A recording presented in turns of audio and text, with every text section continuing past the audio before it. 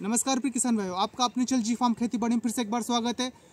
लगातार समस्या बनी हुई रहती है जब हम दुकान पे जाते हैं कि कौन सी दवाई ले, दवाई कौन सी, पेंडलामेथ्रिन और कितने परसेंट वाली लूँ मैं, 38.7 वाली लूँ या 30 वाली लूँ, इसी फॉर्मुलेशन में लूँ या CS फॉर्मुलेशन में लूँ।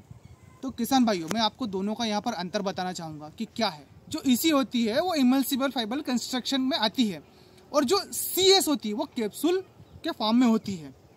अब इन दोनों में जब हम खेत में दवाई उड़ाते हैं तो क्या होता है, जो EC फॉर्मुलेशन में आती है वो दवाई, कहने का मतलब है, एकदम से काम करके फिर रुक जाती है, काम खत्म उसका, फिर नहीं करती काम।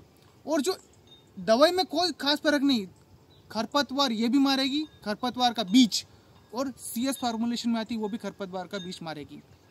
अब जो CS फॉर्मुलेशन में हमारी है वो क्या करती है, कैप्सूल फॉर्म में होती है तो वो धीरे धीरे कि हाँ इसको मार दिया, पानी के साथ में फिर उतर गई, फिर धीरे धीरे मार दिया, ऐसे 4-6 रोज तक काम करेगी और पूर्ण रूप से बीज को सफ़ा कर देगी खरपतवार के, और बहुत अच्छे से सफ़ा करेगी। तो दोनों में अंतर सिर्फ इतना हो गया है कि एक एकदम से मार कर हो जाती है और एक थोड़ा रुक रुक कर करती है। तो इसलिए मेरा कहने का तात्पर्य आप कुल मिला के यहाँ ये जाता है कि आप 38.7% CS फॉर्मुलेशन में दवाई आती है उसका इस्तेमाल कीजिए। देखिए, कंपनी को तो ये भी बनानी है और वो भी बनानी है।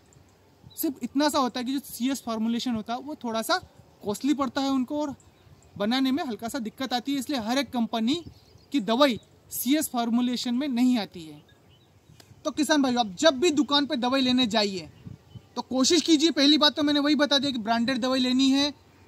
आप BSF की स्टाम सुपर ले रहे हैं, पेंडलामेथ्रिन, या फिर टाटा कंपनी की ले रहे हैं या HPM की ले रहे हैं तो वही ले। भलती कंपनियों की नई दवाई नहीं लेनी, नहीं तो खेत में डालने के बाद फिर दवाई को बोलने के लिए हमारे तो इसमें फिर से ये खरपतवार उग गया, मतलब नहीं आया दवाई डालने से।